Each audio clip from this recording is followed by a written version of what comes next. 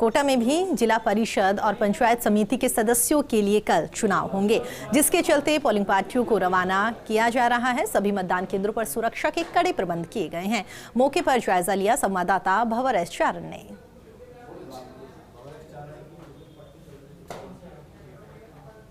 तो आपको बता दें, गांव की सरकार का चुनाव होने वाला है। कल यहां पर वोट डाले जाएंगे और उसी को लेकर पोलिंग पार्टियां जो हैं उन्हें यहां पर रवाना कर दिया गया है। तमाम तैयारियां यहां पर की जा रही है, सुरक्षा के पुख्ता इंतजामात किए गए हैं और पोलिंग पार्टियों को यहां पर रवाना किया जा रहा है, जहां पर मतदान किया जाएगा। पोलिंग बूथ पर क्या कुछ यहां पर जब वो मतदान करने के लिए लोग आए तो क्या कुछ व्यवस्थाएं वहां पर रहेगी सुरक्षा को लेकर, या कह सकते हैं कि किसी तरह का आपस में यहाँ पर टकराव की स्थिति ना देखने को मिले, उसको लेकर भी यहाँ पर पुख्ता इंतजामात किए गए हैं। पोलिंग पार्टियां जो है पूरी तैयारी के साथ फिलहाल वो अपने अपने क्षेत्रों में पहुंच रही हैं और कल यहाँ पर वोट डाले जाएंगे, उसको लेकर जहाँ पर पोलिंग पार्टियां हैं वो तैयार हैं। तो उसके साथ साथ कह सकते हैं कि ग्रामीण इलाके के तमाम लोग जो हैं वो भी इस बात को लेकर काफ़ी एक्साइटेड है, काफ़ी उत्साहित है कि फाइनली गाँव की सरकार यहाँ पर बनती हुई दिखाई देगी और उसी को लेकर लगातार हर कोई यहाँ पर कल का इंतजार करता हुआ दिखाई दे रहा है।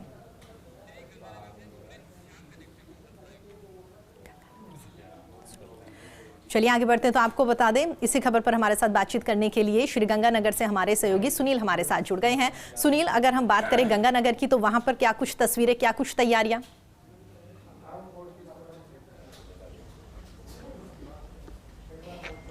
बिल्कुल, आपको बता दूं, पहले चरण का जो चुनाव है वो संपन्न हो चुका है गड़साना, अनूपगढ़ और श्री विजयनगर।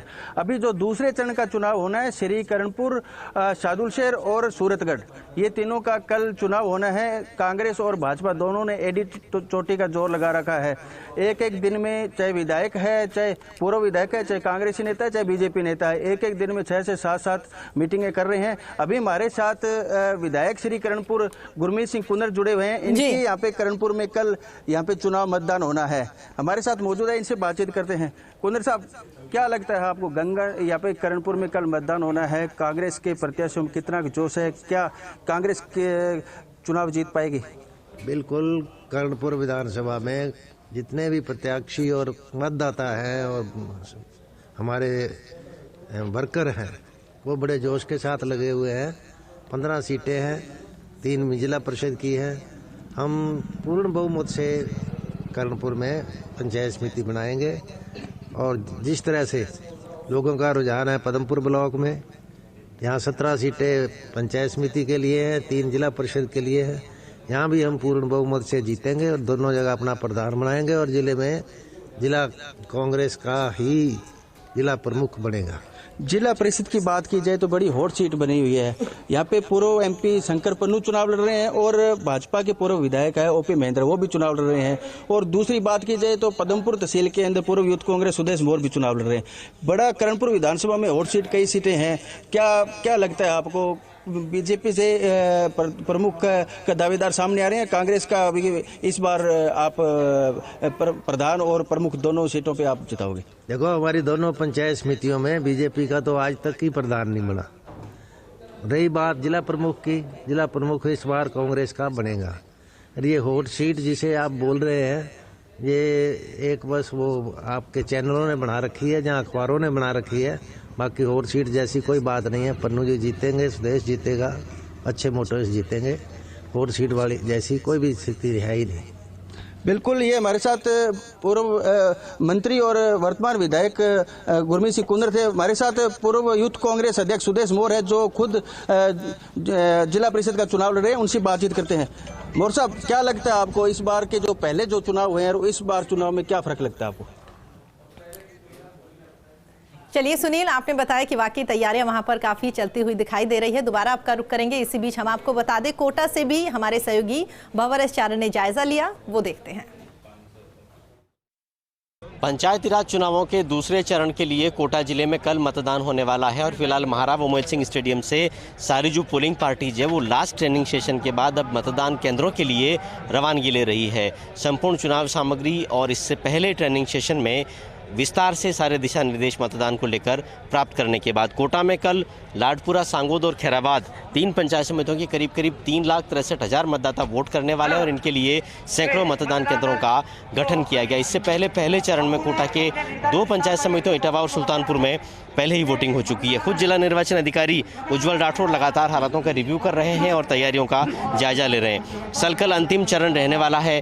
3,63,000 मतदाता रहेंगे। किस तरह के इंतजाम? भाई ऐसा है कि ये 3 पंचायत समिति क्षेत्र में लाडपुरा, खैराबाद और सांगोद में है, तो 3 पंचायत समितियों में चुनाव होने हैं, उसकी पूरी व्यवस्था है। प्रथम चरण में आपके सामने ही है, खैराबाद की पार्टियां रवाना हो गई है और 11:30 बजे सांगोद और वो आ जाएंगे लाडपुरा, तो उनको भी ऐसे प्रशिक्षण करके और JDB कॉलेज से सामग्री, EVMs और जो स्टेचुरी जो भी कागजात हैं उनको देकर रवाना करेंगे। कल चुनाव होगा, कल 7:30 से शाम को 5 बजे तक, 5:30 तक, तो उसकी तैयारियां हमने कर ली है और शांतिपूर्ण होगा। पूरी पुलिस व्यवस्था है, SP साहब ने भी बहुत अच्छा जाब्ता का व्यवस्था की है, प्रबंध किया है और जो प्रशासनिक व्यवस्था है वो प्रशासन द्वारा की जा रही है। ग्राम पंचायतों द्वारा भी वहाँ संबंधित जो पोलिंग पार्टी है उसको जो अपने स्तर से जितनी मदद हो वो करेगी। सर, कोविड को देखते हुए कोई खास इंतजाम? कोविड को देखने के लिए देखो, ये आपने भी देखा होगा, अलग अलग चरणों में प्रशिक्षण, जैसे यहाँ 3 है तो भी एक साथ नहीं करके अलग अलग कर रहे हैं। सामग्री के लिए भी काउंटर बढ़ा दिए हैं, वहाँ रुकने का समय नहीं और ज़्यादा कम से कम कांटेक्ट हो उसकी व्यवस्था की गई है। वहाँ पोलिंग बूथों पर भी ग्राम पंचायत द्वारा मास्क और वो वितरण किए जाएंगे, सैनिटाइजर, और पोलिंग पार्टियों को यहीं से दिए गए हैं। तो ये पूरी जो भी व्यवस्था है राज्य सरकार की, जो चुनाव आयोग की प्रोटोकॉल है, उसकी पालना की जा रही है। तो प्रशासनिक के साथ साथ पुलिस के स्तर की तैयारियां भी जोर शोर से जारी है। खुद SP ग्रामीण काविंद्र सागर लगातार यहां पहुंचकर मॉनिटरिंग कर रहे हैं। सर, 3,63,000 मतदाताओं का बड़ा आंकड़ा, तो किस तरह से पुलिस व्यवस्था रहने वाली है? देखिए, हमारे जो सेकंड चरण है इसमें 3 पंचायत समितियों में चुनाव है, आप लोग जानते हैं। लगभग 2,500 पुलिसकर्मी जो है हम लोगों ने इस चरण में लगाए हैं और काफ़ी बड़ी संख्या में हमने अपने जो सीनियर पुलिस ऑफिसर्स हैं उनको भी लगाया है और जो भी इम्पोर्टेंट जगह हैं जहाँ पे भी कोई भी संवेदनशील या अति संवेदनशील बूथ है वहाँ पर हमने एक्स्ट्रा पुलिस जाब्ते को भी लगाया है। और अगर जैसे आप उदाहरण के तौर पर अगर देख लें कि कहीं पे 5 अगर बूथ हैं और वो संवेदनशील वो जगह है तो कम से कम 25 पुलिसकर्मी उस जगह पे मौजूद रहेंगे। इसके अलावा हमारी मोबाइल पार्टीज, हमारे जो सीनियर अधिकारी हैं, सब लोग लगातार राउंड करते रहेंगे। हमने पहले चरण में भी अच्छे से शांतिपूर्ण चुनाव कराया है और यही हम लोग आगे भी एक्सपेक्ट कर रहे हैं कि जिस तरह से हम लोगों ने बंदोबस्त किया, जिस तरह से व्यवस्थाएं लगाई हैं पुलिस की, सेकेंड चरण में भी हम लोग ठीक से चुनाव करा लेंगे। तो देखिए, पूरी तरह से कमर कस ली है।